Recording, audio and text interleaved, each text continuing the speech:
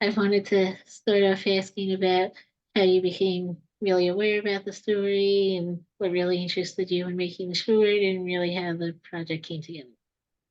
Sure. The short answer to that is that, sorry, I'm just going to turn my sound off here. Um, that co-rentmaster is my father-in-law.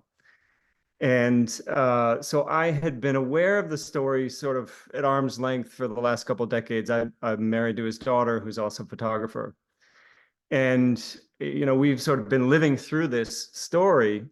And, that's really, so that's really the genesis of it came from kind of seeing him struggle with it, and being his son-in-law, just wanting to try to figure out a way after he lost the court case, wanting to figure out a way of giving him a platform so that he could share his story.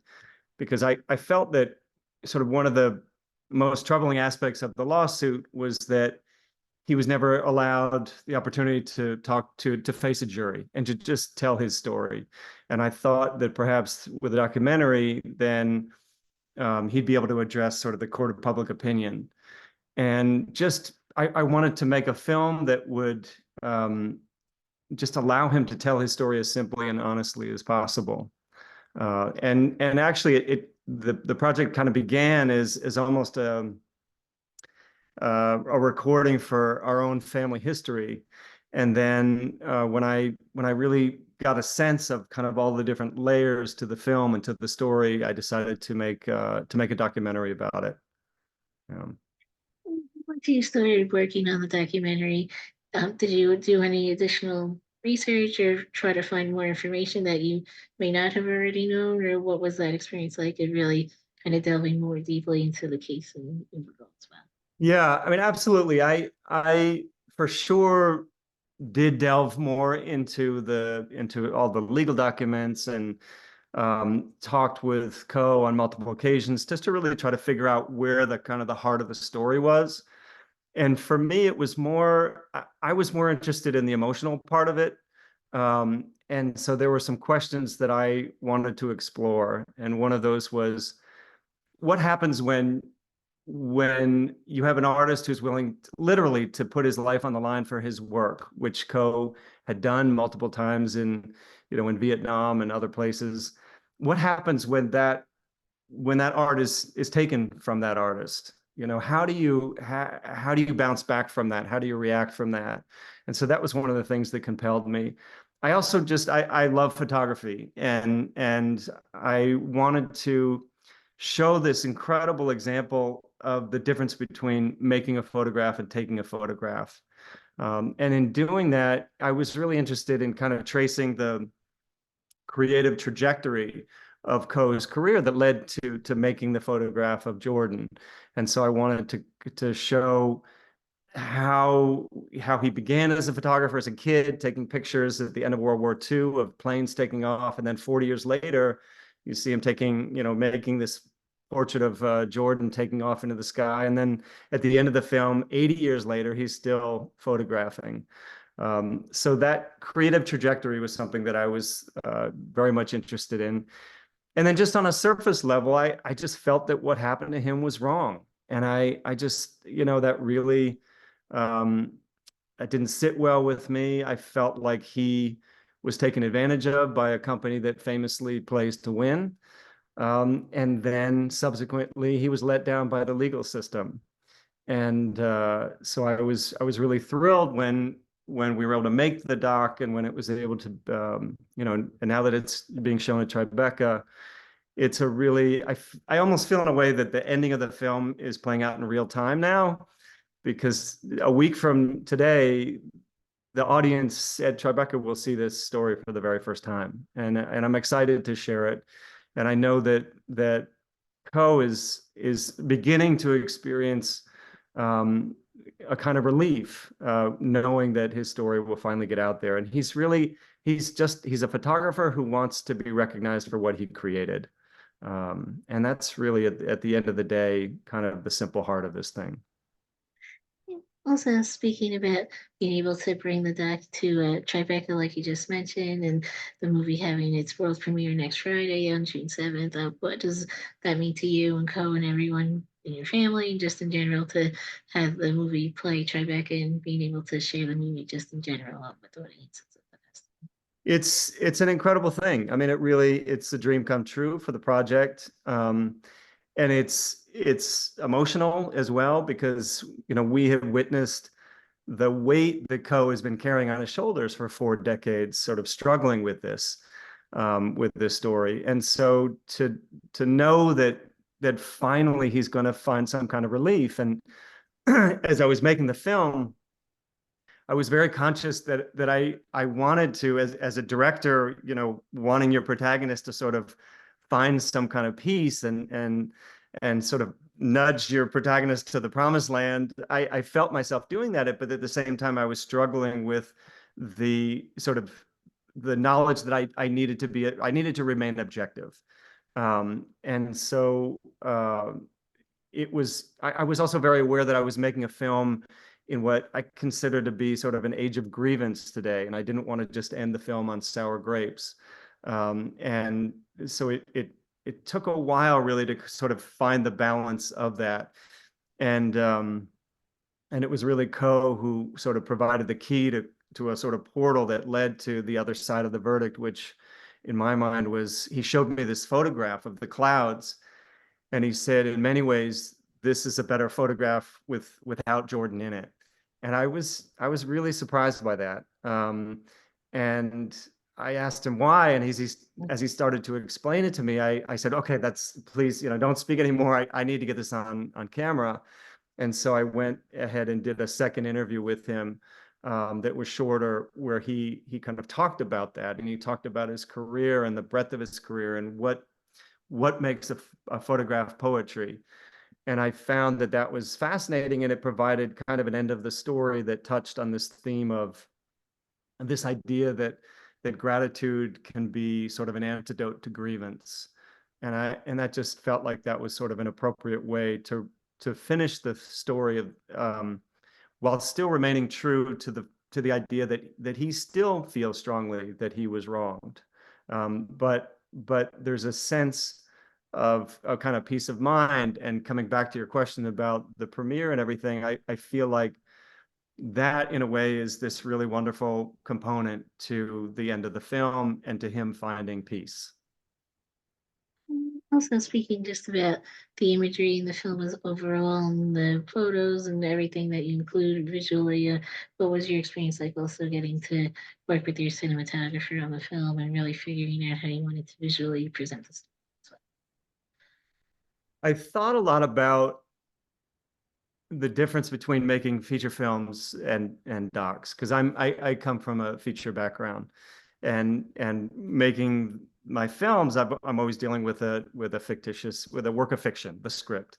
And the struggle is constantly, how do I make the thing feel real? How do I make each moment feel like it's honest and it's happening for the first time? And with this doc, the real was kind of given, right? The story happened. And so the challenge then became, how do I make this story come alive? And that was really, the sort of the crux of working with the cinematographers. We had a main cinematographer, and then I had two other friends who helped me out. But it was really trying to figure out how to place the audience inside the experience. And I remember at one point saying to my wife, who's a producer on the film, I said, I think we really need to recreate the photo shoot with a Jordan stand-in. And she said, I think that's a terrible idea. But luckily she still agreed to let me go ahead and do that.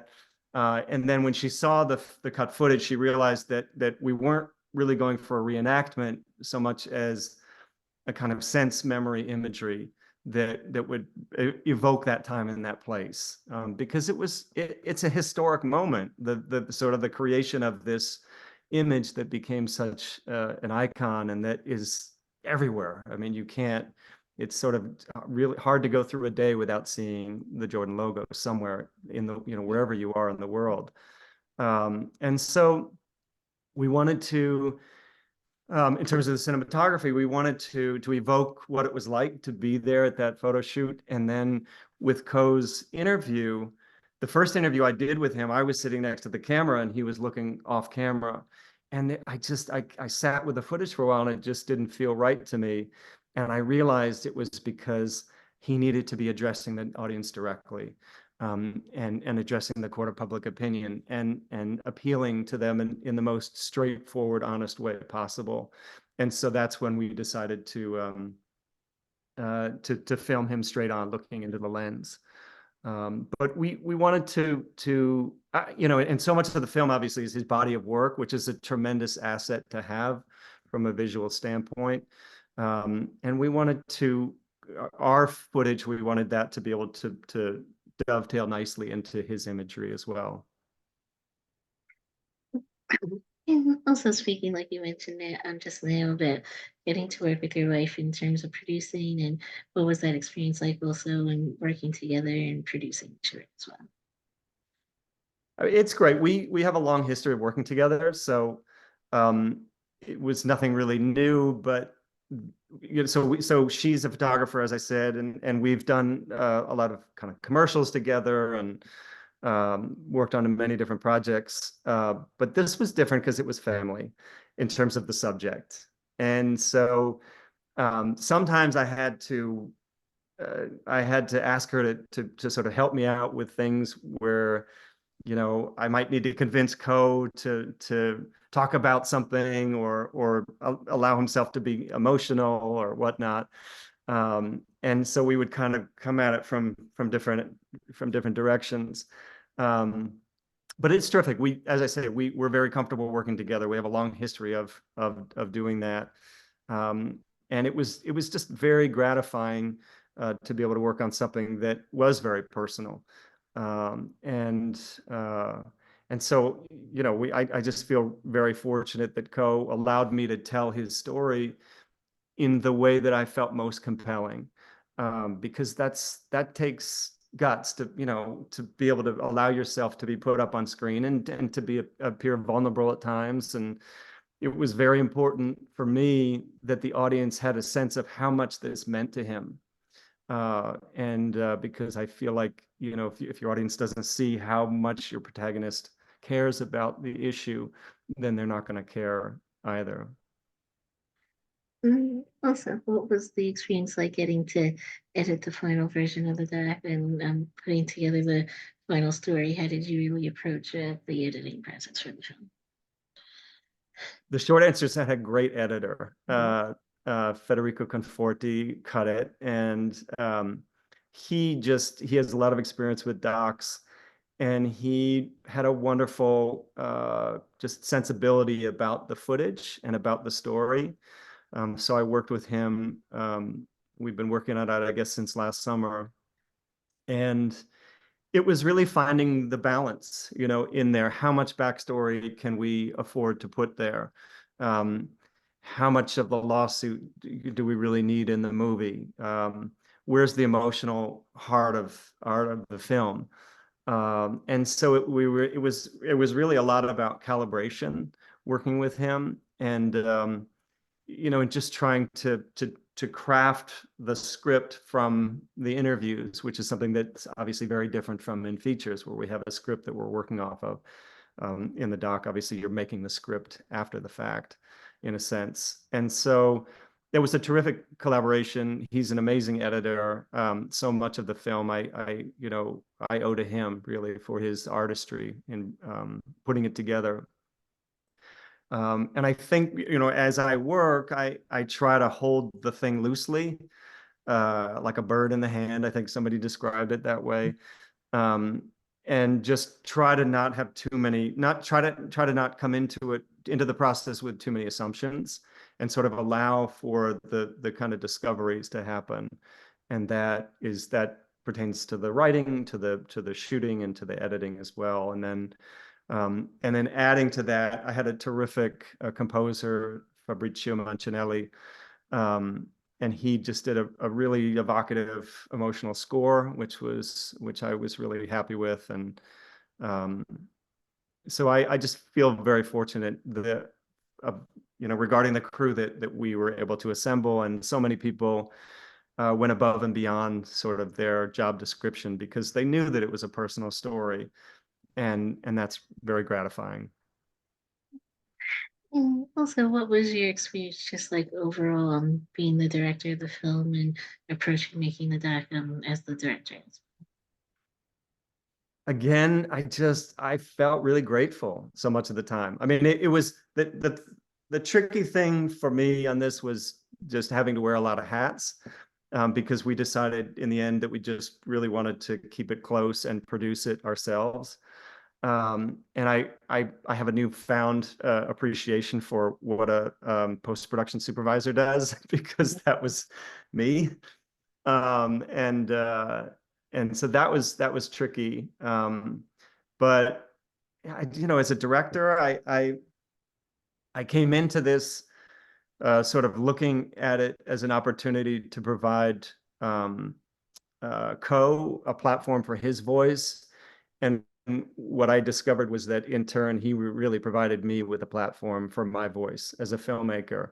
And that's a really nice kind of exchange that I discovered along the way during the process. But as a director, I love telling stories, and this was a story that I felt was important to tell. The movie, in my opinion, is a cautionary tale about what can happen when big business runs roughshod over small artists. And it's also, I think, it's just a beautiful portrait of a creator, and of an artist. And I think it also raises important questions about authorship, and who owns art and who gets to decide what is art. Uh, and I just find that there are a lot of different facets to the story and a lot of different entry points that provide for some pretty interesting conversations. If the short plays at Tribeca, what's coming up next for the film? Are you going to any other festivals that you can also discuss, or just in general, what's the plan next for the film? Yeah, I part of my family lives on Nantucket Island, and have we have a long history of going there when I was a kid. So it's going to play at Nantucket Film Festival after Tribeca.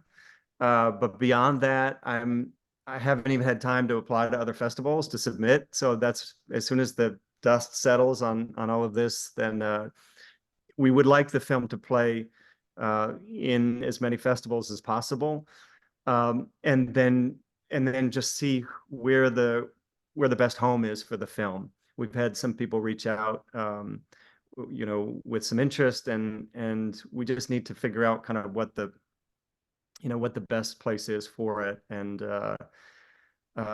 we're just really excited to kind of see what happens. We're also, in conjunction with the Tribeca Film Festival, we're doing a pop-up exhibition of Coe's photography in Soho. And that's really fun to be able to invite people by and see his actual work. Um, and I think that exhibition might also travel as well to some of the other festivals. So there's a lot to be excited about and to look forward to. And really just now in this next week or so, we're just looking forward to what's immediately in front of us. So, Yeah. Okay, I think that was mainly it, but thank you again for taking the time to speak with me. I appreciate it. you bet, Karen. Thank you. I You're welcome. appreciate you taking the time. You're welcome. Thank So, you again. Mhm.